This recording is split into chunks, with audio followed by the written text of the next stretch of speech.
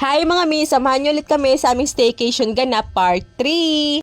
Nagpainit ko ng tubig yung asawa ko kasi kakain kami ng cup noodles. Now nagino kasi talaga ako sa aircon kaya ang sarap humigop ng mainit na sabaw. Sobra nakakatama din talaga pala kapag ka naka-aircon. Ang gusto ko na lang humilata palagi at pahiga-higa lang. At si Baby Ayon pa nga lang yung nagising sa mga bata. Ate, kuya at Baby Ian, napakaimbing pa talaga ng tulog nila. Pagod talaga siguro sila sa kakalangoy sa swimming pool. Naalala nga namin ng asawa ko nung nakatulog si Baby Ayon sa swimming pool. Talagang hindi talaga namin yun napansin.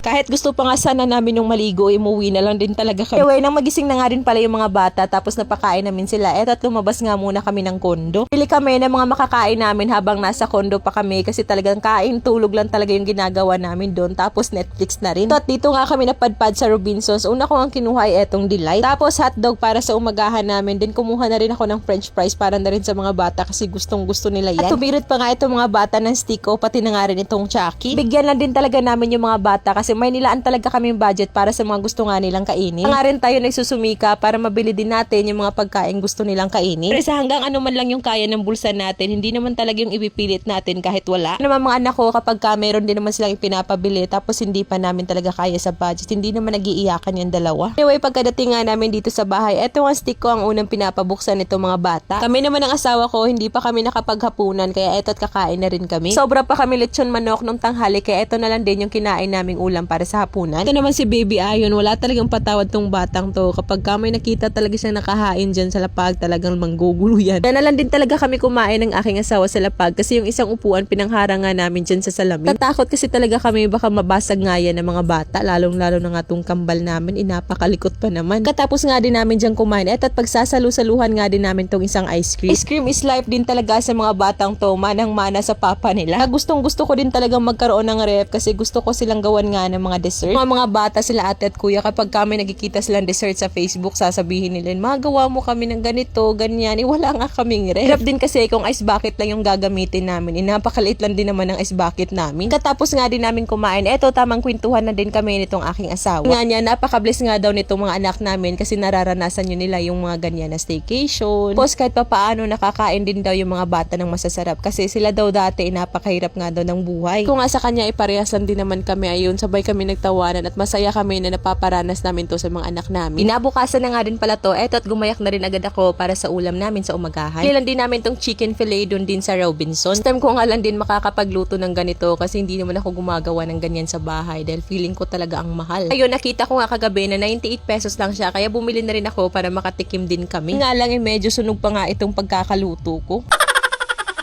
Nagluto nga rin pala ako nitong hotdog para sa mga bata. Tapos pinabili ko na lang din yung asawa ko ng sabaw sa labas. So sila ate at kuya na nga lang din yung kumakain kasi ang tagal nga nagising ng dalawang yan. At 12 AM na rin kasi yan natulog nung kinagabihan. Panay nga yung panonood sa TV. Tapos ako eto, nagkape na nga lang din ako kasi inaantok na naman nga ako at parang gusto ko na naman nga matulog ulit. Umaga pala. Sarap pala talagang mag-staycation, sobra talagang nakaka-relax. Kaya nyo na rin mga mag-staycation kasama yung family ninyo. Itong sa amin din siguro kaya nakaka-relax kasi palagi lang naman kaming nasa kondo. Kumbaga low budget edition staycation to kasi parati lang na kaming nasa kondo at hindi kami gumagala kung saan-saan. Goods na talaga kami na naka-aircon kami 24/7. Gumaling pa yung mga bungang araw ng mga bata. Anyway, maya-maya nga din napatulog ko na rin tong kambal namin. Ito nga rin pala yung araw na mag-check out na kami dito sa kondo. Kaya nang makatulog na nga yung kambal namin, eto at naglinis na rin ako para makapagsimula na rin ako sa pagpicture nitong kondo. Sobrang naninibago nga ako nitong bahay na nililinisan ko at manifesting sana magkaroon din ako ng ganitong bahay. Kahit hindi masyadong kalakihan pero malinis, napakamaliwalas at lalong-lalo na aesthetic ang mga gamit. Katapos nga din namin maglinis mag-asawa, eto at kumain na rin kami. Tapos tamang nood lang din ng horror movie. Nagising na nga din pala yung kambal at ayan, natakot nga sila. Kaya kinuha ko nga din agad kasi nag-iiyakan nga yung dalawa. Ito nga sila Ate Megan at Kuya Zaiden, focus na focus. Napakamatatakutin naman ng dalawang to. Luto na nga din pala ako nitong french fries para habang nanonood kami ng TV, eto at may kakainin rin kami. Pina rin kasi kami mamaya-maya kaya kailangan na din talaga naming lutuin yan. Nuksan na rin namin yung isa pang ice cream na nabili namin kagabi kaya ayan, pinartner na rin namin sa french fries. Sobrang napaka-memorable talaga sa amin ang experience na to. Napaka-simple lang ng ganap namin dyan. Alam ko, hindi makakalimutan yan ng mga anak namin. And thank you so much Mami El sa pa-staycation.